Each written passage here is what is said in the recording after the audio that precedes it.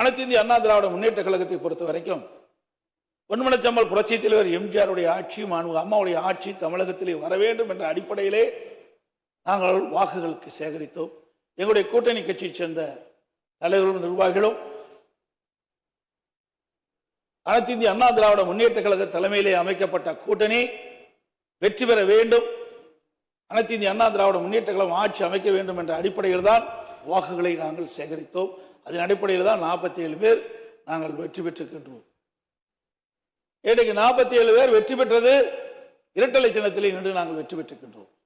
47 பேர் சட்டமன்ற உறுப்பினர், அனைத்து இந்திய அண்ணா திராவிட முன்னேற்ற சட்டமன்ற உறுப்பினர்கள், அதிமுக ஆட்சி, அனைத்து இந்திய அண்ணா திராவிட முன்னேற்ற கழக ஆட்சியை நிர்வாகிகள் என்ற அடிப்படையில் தான் மக்கள் வாக்களித்திருக்கின்றார்கள்.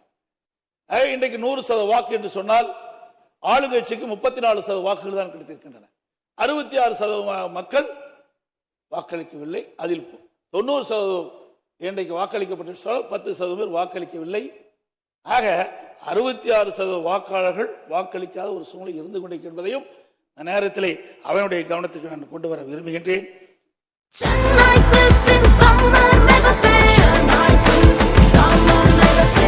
The Chennai Silks in Mega Summer Sale.